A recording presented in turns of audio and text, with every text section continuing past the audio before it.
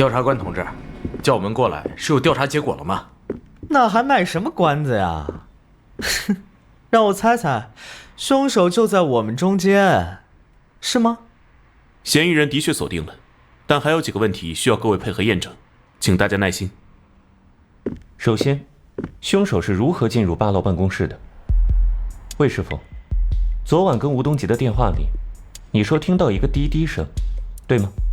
对，没错。有，声不大，您不提我都没想起来。电话背景里头好像听到了2声滴滴。当时你听见的？我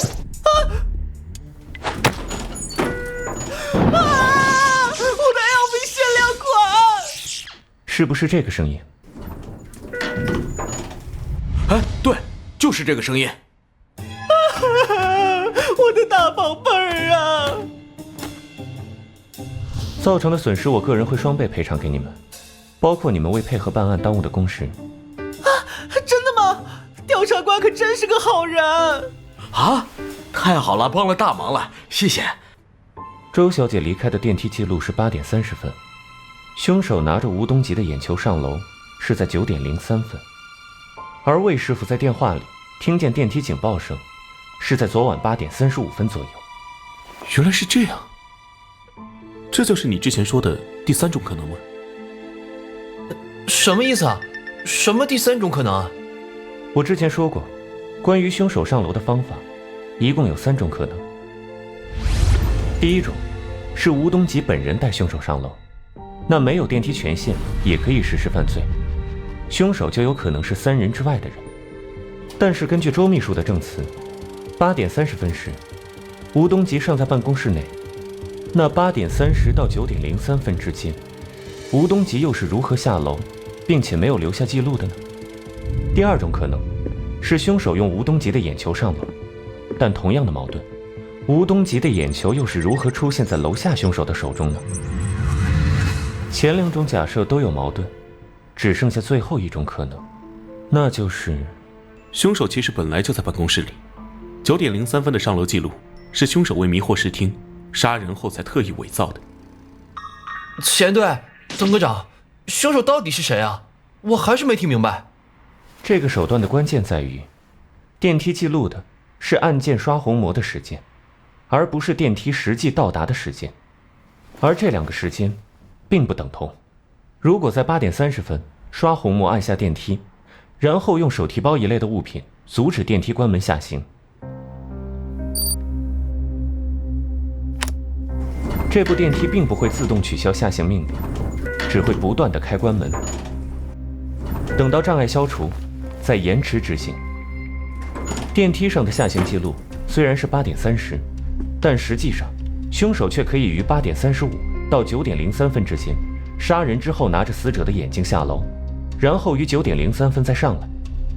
而8点半的电梯记录只有1个人，也就是说，你是说周小姐？但是不可能啊！我明明8点33在楼下碰见周小姐，我们从8点33一起待到将近10点，她不可能同时在楼上杀，时间矛盾啊！没错，你遇见的的确是周小姐，但楼上的也是周小姐。周小姐，麻烦你回答一个问题，请先摘下眼镜。请问，工牌上的工号数字是多少？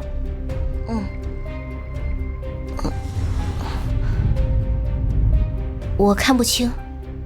当然看不清，周小姐是高度近视，对吧？根据周小姐手中镜片的厚度，应该是至少600度的高度近视。然而金哲向周小姐道歉时，没有戴眼镜的周小姐却能清楚辨认工牌上的姓名和工号。我当时戴了隐形，没有人规定不可以同时戴隐形和平光镜，这不能证明什么。很好，不错的理由。那么再问一个问题，可以请你用左眼解锁电梯吗？我没有录左眼虹膜，只录了右眼。是吗？那为什么魏师傅录的却是双眼呢？你看，我老婆也手下留情了，还特意留了一只眼给我开锁用。当时换虹膜锁不是特意要求都录双眼的吗？是周秘书安排录入的呀？没错没错，我的也是双眼。周秘书说自己只录了一只眼睛，的确有些奇怪，但这和不在场证明到底有什么关系？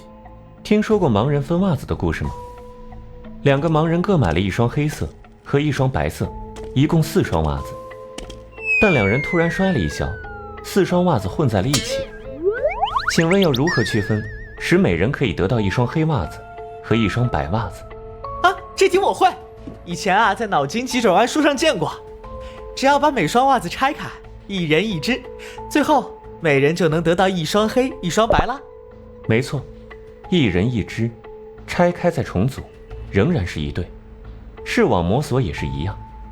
意思是，周小姐同样录入了双眼虹膜，只不过左眼录入的却是另外一个人。可是，虽然虹膜锁可以录入双人，但如果2人相貌不同，人前使用仍会穿帮。除非周明生从来就不是一个人，而是2个一模一样的人。近视的前后矛盾，无法用左眼解锁电梯，8点30到9点30同时出现在8楼和楼下，这一切都指向同一个结论，那就是周明生是出于某种原因轮流共用一个身份的双胞胎。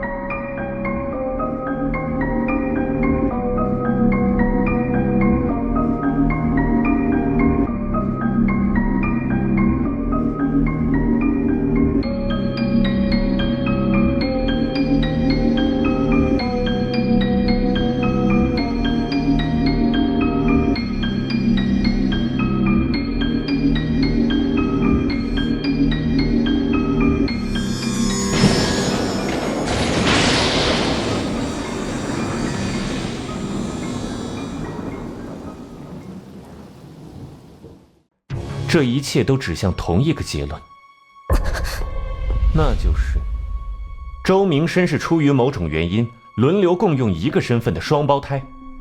不会吧，藏这么深，没听说过周秘书有双胞胎姐妹啊。的确，我一开始也被档案误导，没有考虑双胞胎，因为不论身份证、出生证明、学籍，20多年来的档案都只有周明生一个人，生活中也没有双胞胎的迹象，是我阅历不足，导致思维局限。直到听到那句话，才想明白原因。因为各种复杂的原因，档案不准在基层不算少见，调查应以实际经验为准。复杂的原因，就是计划生育。不对呀，双胞胎不违反计划生育，不算超生，没有必要特意隐瞒呐。没错，问题的关键就在这里。周家到底为什么要隐瞒双胞胎呢？这件事就关系到杀害吴东吉的真正动机，而这涉及到另一项过时的地区性规定，叫做一胎半政策。一胎半？前队，什么是一胎半？从1984年开始，一部分农村地区出于男性劳动力考虑，一胎是女儿的，允许生二胎；但如果一胎是双胞胎，即使是女儿，也不允许再生二胎。有的父母为了要男孩二胎，做出很多荒唐疯狂的事。周明生的父母不惜让2个女儿一辈子共用一个身份，也要隐瞒双胞胎的真相，只有一个理由，那就是周家不仅不是独生家庭，而且应该还有第3个孩子。现在站在我们面前的是患有近视，并且一直用右眼解锁电梯的周明生 A， 而金哲那天遇到的应该是视力良好的周明生 B。 实在不好意思。没关系。首先2人调换了气瓶，氦气常用来充庆典气球，不难买到。昨晚8点30分，周明生 B 解锁电梯按下下行键后，却并没有在当时下楼，而是找了个借口留在了8楼。哎呀，电梯坏掉了，我叫人修，等会儿再走。与此同时，周明生 A 假装刚下班，8点33分与张铁柱在楼下相遇，制造不在场证明。随后，楼上的周明生 B 给吴东吉准备好了氦气。吴总，该吸氧了。而期间8点35分，吴东吉给司机魏国伟打了个电话。哎，老傅，先别下班。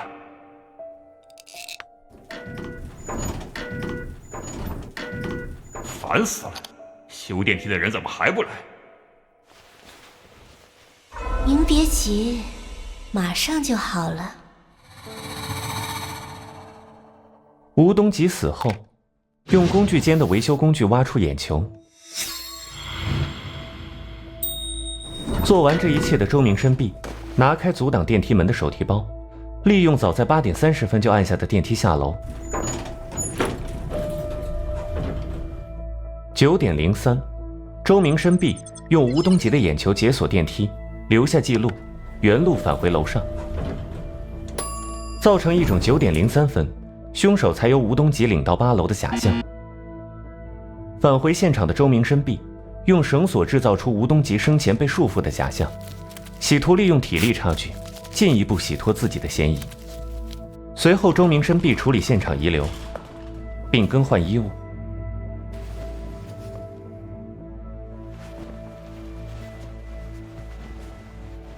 最后9点30分，周明生 B 用吴东吉的眼球离开现场。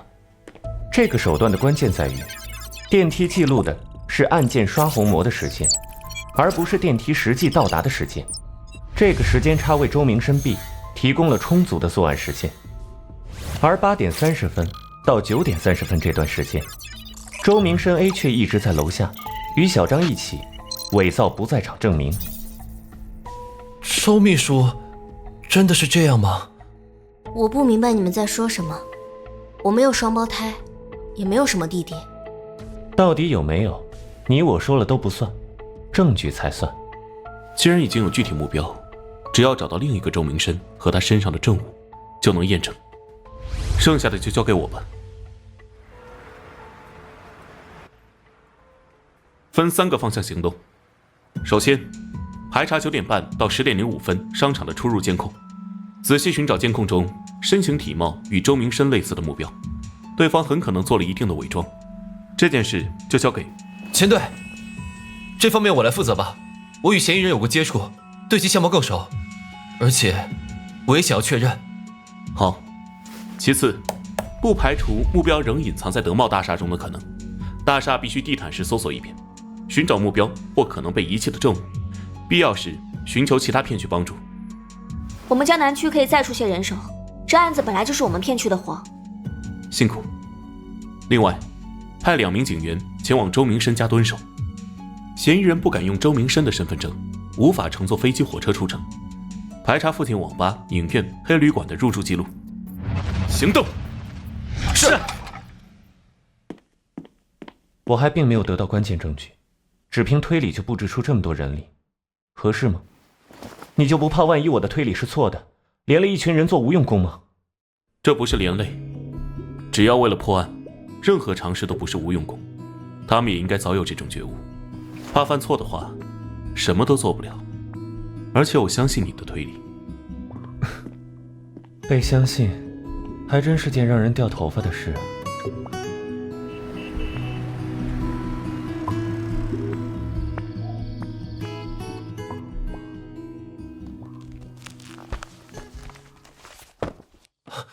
真的一模一样。周明生、周明友，根据吴东吉办公司虹膜锁，分别与你们左眼、右眼符合。周明友，根据昨晚商场门口的监控，9点35分，你戴着口罩离开商场，乘坐车牌为滨 A6899的出租车前往旅馆，是否属实？是，没错。那又怎么样？调查官，我们的确是双胞胎，但吴东吉的死与我们没有关系。我妹妹昨天只是恰好在逛商场而已。周明友，刚才在旅馆抓捕时，你匆忙吞下的物品是什么？别动！我们怀疑你在销毁与本案有关的证据，请如实回答。我再问一次，你当时吞下的是什么？我……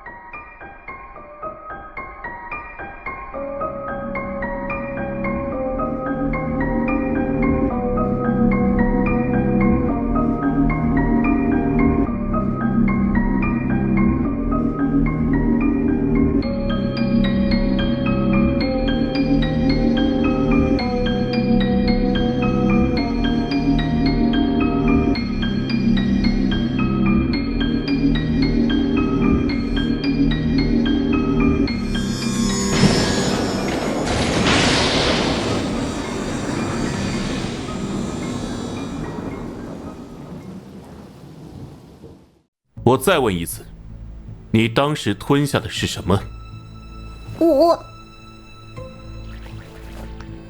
我妹平时爱吃零食，最爱吃巧克力豆，对吧，明友？没错，我当时吃的就是巧克力豆。怎么？难道还要剖开肚子检查吗？这对姐妹实在难缠，得想个办法分开询问。巧克力豆，是吗？最好如此。比起丢弃或者藏匿，吞下证物虽然生猛，但确实是个能彻底销毁证物的方便办法。可惜，你们知道吴东吉为什么行动不便，经常需要吸氧吗？不是因为胖吗？根据尸检报告，吴东吉的大脑中发现了软病毒，这是一种蛋白质病毒。起初，患者仅感到头痛及关节疼痛，好痛，好痛！到中期，行走困难，肢体颤抖，无法控制运动；而到了晚期，会丧失记忆，进行性痴呆，神经异常，最后失禁大笑着死去。而这种病毒的主要传染途径就是食用病肉，包括眼球。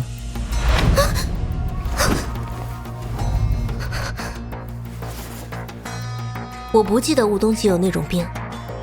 当然，大概连他自己都不知道。这种病活着的时候很难发现，只有验尸做脑切片才能查出。同时，一旦发病，无药可医。现在是凌晨12点，距离你吞下某样东西不到2个小时。现在吐出来，还来得及哦。你吃的只是巧克力豆。明友，冷静。对不起，明友。小张，跟着他，去阳花宴。明白。吴东吉行动不便，真的是因为有软病毒吗？不，我骗你们的，他就是单纯的胖而已。我就知道，明友就是性子急，禁不住炸。不过这样也好，至少在牢房里终于能坦坦荡荡有自己的身份，不用再做半个人了。你们到底为什么做这些事？15年前，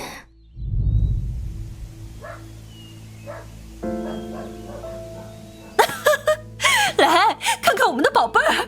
太好了，我们有儿子了。我和明友6岁的时候，弟弟终于出生了。为了多分宅基地，弟弟最后在户口表面上过继给了大伯，但我和明友共用的身份已经无法恢复。父母要干农活，我和明友要照顾弟弟，只能轮流上学。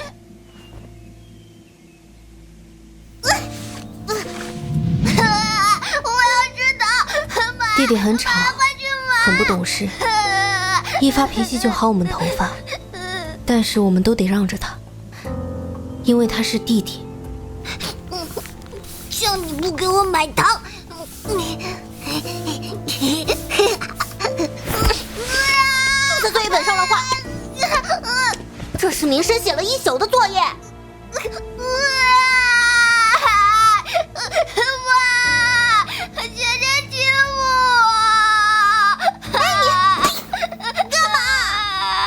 什么学呀？女娃早晚要嫁人，学那么多有什么用？哦，明浩不哭不哭哦，我们明浩就是聪明，画的真好啊！哦，不哭不哭。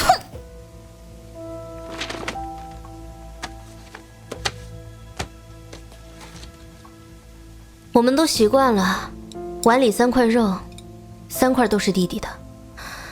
我们只敢加土豆。明浩，多吃点长身体啊！吃肉吃肉。我讨厌他，如果没有他就好了。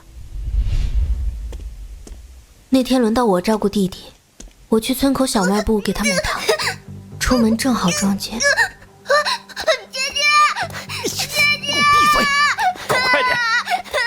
姐姐，救我，救救我！救救我！我错了，我以后懂事再也不闹了。姐姐，我没有追上去。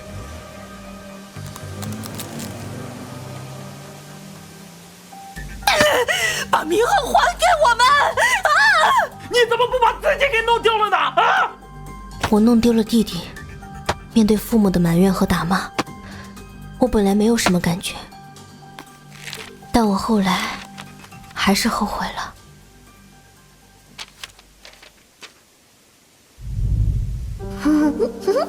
你在画什么？以后我要赚钱买大房子，姐姐和我每人1间。还要给姐姐买自行车，这样就不用走很远上学啦。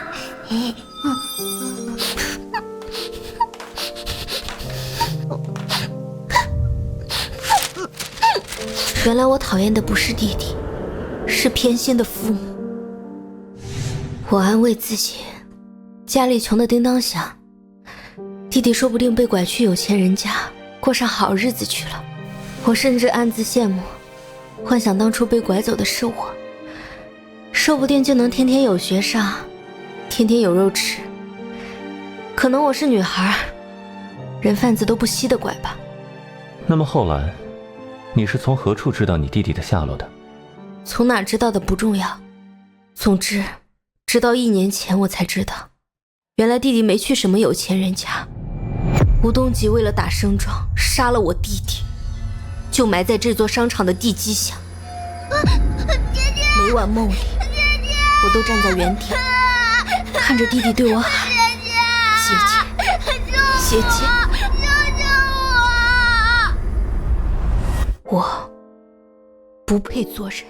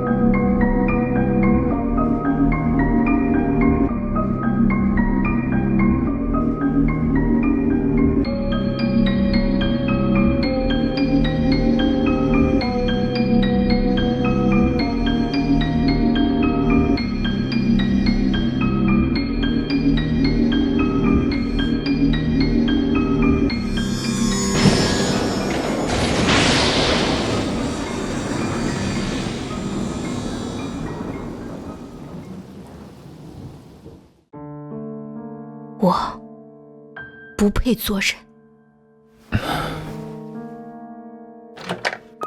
前队，好消息！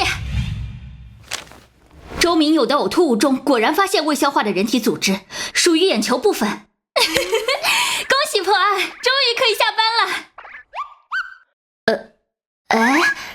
怎么气氛这么沉重啊？如果能按我安排的做完马上吞掉，或许结果会不一样。不过毕竟不是真巧克力豆，已经难为他了。前队，滕科长，我找到了。找到什么了？光花派邮件的密码呀！刚才我……等等，别在这说，出去再说。啊，是。光花派？怎么，你听过这个名字吗？当然，我就是从他们口中得知弟弟的线索。现在看来，我们怕不是让人当枪使了，不过都无所谓了。你是怎么联系上光花派的？你们想找光花派是吗？我可以帮你们，但我有一个条件。好，我再听。很简单，气瓶是我调换的，人是我杀的，主谋是我。我妹妹只是被我利用，误吞眼球，最多算作伪证。我希望我们都认同这个事实。如果我们未能达成这个共识呢？那么我就算牢底坐穿，也想不起关于观花派的一个字。哼，很有勇气。当然，如果连承担最坏后果的准备都没有，还杀什么人？看得出来，你跟刚才那个傻大哥不同，你我一样是个结果主义者。我们这种人能越过表面的是非规则，看到事情的最优解。明友危害性不大，而早点抓到观花派，就能阻止更多人受害，不是吗？有意思，不过有一点你错了。你说的那个傻大个并不傻，相反，他是我见过的人中最有大智慧的，你我皆不能及。你的条件我可以帮你向检察机关争取，但并不是因为被你的伎俩说服。哦，那是因为什么呢？为了大多数人情有可原。情有可原，是吗？你听说过关洛音吗？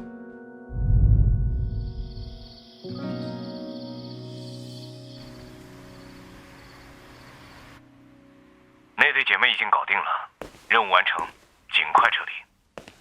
怎么，又没轮到我出场吗？唉，真可惜，我可准备了些好东西呢。谨慎一点，这种事没必要亲自动手，你只是保险方案。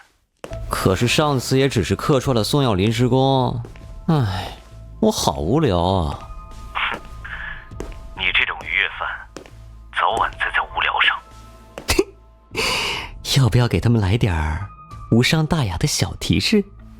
就一点儿。随便你。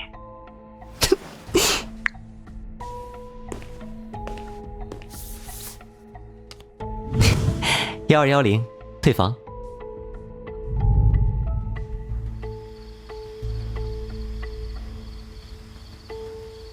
王伯洛，先说密码的事。从何校长的藏书里释出密码本是人民出版社1963年第2版《资本论》，按滕科长给的规则，分别对照页码、行数、字数。何校长电脑中的邮件内容是：读的是会有人来提供，按大师说的做。解出的其他邮件里还有骨灰奶茶的详细计划安排，包括后续尸体和监控处理。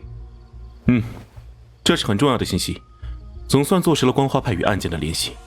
辛苦。嘿嘿，不辛苦不辛苦，其实没花什么功夫，我第一本就试中了，可能我从小运气好，抽奖百发百中的。哦，怪不得喝奶茶也能中 SSR。果然，跟刚才周明山交代的内容差不多，整个计划几乎是观花派一手定制的。可是为了什么呢？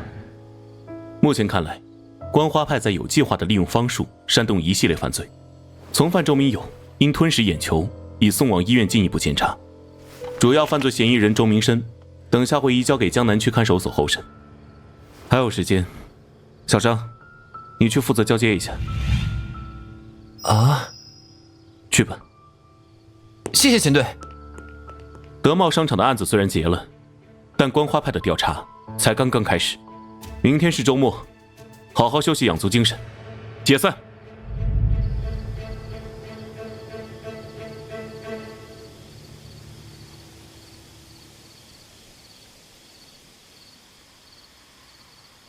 昨晚跟我碰见，与聊天的内容，也是你计划内的吗？我说不是，你信吗？你那时为什么要说出盛装传说的事？如果你不提起金哲被开除的真相，我们或许就不会往大案有误上想。也许，大概因为我潜意识里其实是想让你们知道的，就像我错算了明友的勇气，也高估了自己的理性。我弟弟和被活埋在地基里的孩子们应该被知道，他们在我心底几乎要将真相喊出来。怎么了？哭丧着脸？我去坐牢都没你沉重。这么脆弱没前途的，破了案应该开心才对。不用自责，昨晚就算没遇见你，也会遇见个小李小王什么的，结果不会有什么不同。以后别那么容易被人骗了。